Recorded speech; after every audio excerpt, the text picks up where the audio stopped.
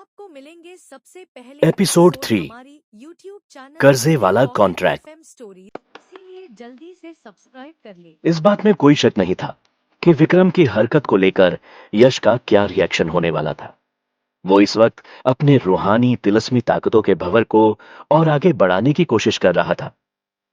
तभी उसने इस तरह की आवाज सुनी जिसने उसे इरिटेट कर दिया। इस पर गुस्सा तो लाजमी था। गुस्सा कंट्रोल करते हुए यश ने अंदर से ही कहा, बकाया पैसे को चुकाए जाने को लेकर इतना ज्यादा एक्साइटेड होने की कोई जरूरत नहीं है। उसने अपने मन में पहले ही सोच लिया था कि वो बाहर जाकर उस बेसुरे आदमी की गर्दन मरोड़ दे, पर इससे पहले कि वो ऐसा करने के लिए अपनी जगह से खड़ा हो पाता, विक्रम पहले ही उसके कमरे के दरवाजे को जोर से धक्का देकर अंदर घुस आया। धड़ाम। दरवाजे पर जोर की आवाज। एक बहुत मोटा आदमी जिसका वजन लगभग 150 किलो से ज्यादा ही होगा, वो कमरे में अंदर आ गया।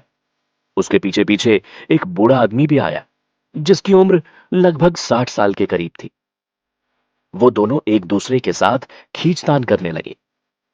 विक्रम चिढ़ते हुए उस बूढ़े आदमी से कहने लगा, मुझे जाने दो, मैंने तुम्हें कहा था ना, जाने दो। क्या तुमने सुना नहीं था? राजू, तुम सन की बुड्ढे हो। बिल्कुल भी ये मत सोचना कि अगर मैं तुमसे अब तक अच्छे से पेश आया हूं तो तुम जो चाहे मेरे साथ वो कर सकते हो। तुम्हें एक बात साफ साफ पता होनी चाहिए कि तुम बस एक बटलर हो और ये वैसा मामला नहीं है जिसे तुम डील कर सको। तो अपने काम से काम रखो। मैं यहां अपने भतीजे से बात करने आया हूं। बूढ़े राजू ने उसकी बात अनसुनी करते हुए कहा, विक्रम, तुम्हें यह बात तो अच्छे से ही पता होगी कि उन पैसों के बारे में बात क्या हुई थी। तुम इतने लालची कैसे हो सकते हो? वो तो तुम्हें हमारे मालिक की तरफ से मिलने वाला एक गिफ्ट था जो उन्होंने अपनी दरिया दिली दिखाकर उस समुद्री यात्रा से होने वाले मुनाफे में से तुम्हें देने का वादा किया था।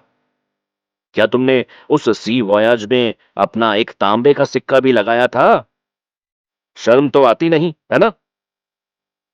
राजू ने विक्रम का गिरेबान खींचते हुए आगे कहा,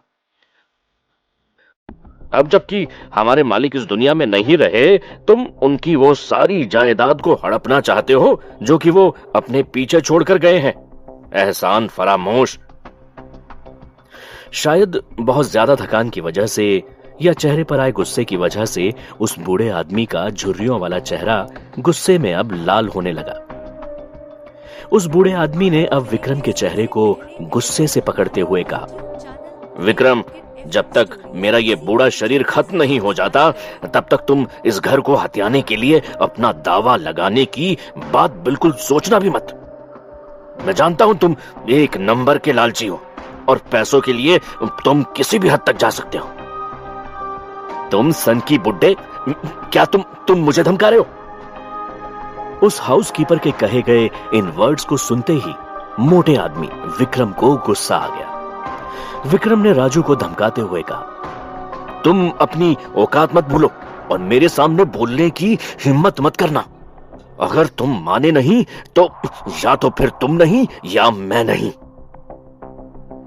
यश मेहरा ने जब उन दोनों को झगड़ते हुए देखा तो उसने उन दोनों के झगड़े में दखल दिया।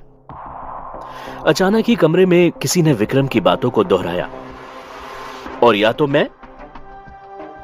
विक्रम ने अभी अपनी आधी ही धमकी दी थी कि उसके पहले ही वो रुक गया। वो थोड़ा कंफ्यूज महसूस करने लगा जब उसने इस बात को महसूस किया कि जो शख्स उसकी बातों को दोहरा रहा है वो शख्स बूढ़ा बटलर नहीं है, बल्कि उसका भतीजा महेंद्र खुद है, जिसके बारे में कुछ लोगों का मानना था कि वो एक ताकतवर जादूगर है। विक्रम को हमेशा से ही अपने भतीजे महेंद्र की इस तरह की तारीफ सुनने से नफरत थी। पैसों के लालच ने उसे एक बुरा इंसान बना दिया था। वो हमेशा यही सोचता था, आखिर एक बच्चा उसके सामने बड़ा जादूगर कैसे बन सकता था, और वो भी इस बात को बिना मेंशन किए कि उसकी पढ़ाई पर कितने सारे सोने के सिक्के पिछले कुछ सालों में बर्बाद किए गए थे। और इसके बावजूद वो सिर्फ अब तक एक जादूगर ही बना था। यहां तक कि अब तो इस बारे में सोचने की भी जरूरत नहीं थी। एक बार जब उसके पिता की मौत हो गई तो गजेंद्र मंडल के इसी बच्चे ने, यानी असली महेंद्र ने, अपने चाचा से एक लेटर लिखकर अपना बकाया कर्जा मांगने की मोहलत को कुछ दिनों तक और आगे बढ़ाने की भीख मांगी थी। विक्रम अपने मन में सोचने लगा, अगर इसे एक जादूगर बनने का मौका मिल गया होता तो क्या वो इतने आगे तक बढ़ जाएगा क्या? विक्रम ने गुस्से से कहा, आज यहां ये सब चल क्या रहा है? विक्रम मजबूर था। गुस्से में आकर उसने थूका और पहले से भी ज्यादा कंफ्यूज्ड हो गया। वो अपने हाथों में उस कॉन्ट्रैक्ट को इधर उधर लहराने लगा, लेकिन उस बच्चे महेंद्र मंडल ने अभी तक भी उस कॉन्ट्रैक्ट के बारे में ना तो बात करना शुरू किया और ना ही कर्जा चुकाने की मोहलत को आगे बढ़ाने को लेकर उसके आगे गिड़गिड़ा के भीख मांगी। विक्रम की नजरों में तो वो लड़का महेंद्र बस वहां यूं ही बैठा हुआ था। उसे देखकर तो ऐसा लग रहा था जैसे उसे किसी बात की परवाह ही नहीं थी और वो विक्रम की तरफ बड़े अजीब तरह से देख रहा था। जिस तरह से घूरकर वो विक्रम को देख रहा था, इस तरह से तो कोई भी अपने लेनदार को नहीं देखता, लेकिन यश मेहरा के विक्रम को देखने का नजरिया तो ऐसा लग रहा था कि जैसे वो किसी हंसाने वाले जोकर की तरफ देख रहा हो। विक्रम चाहता था कि वो अपने उस भतीजे को डराने के लिए कुछ ऐसे शब्द कहे जिससे वो बेचारा अपने घुटनों पर गिर जाए और विक्रम से एक बार फिर से कॉन्ट्रैक्ट आगे बढ़ाने की भीख मांगने लगे। लेकिन इससे पहले कि वो कुछ कह पाता, उसके वो शब्द अब उसके ही गले में अटक गए। सबसे ज्यादा डराने वाली बात तो ये थी कि उसने अचानक से इस बात को महसूस किया कि उसे अब अपने आप को गैदर करने की जरूरत है।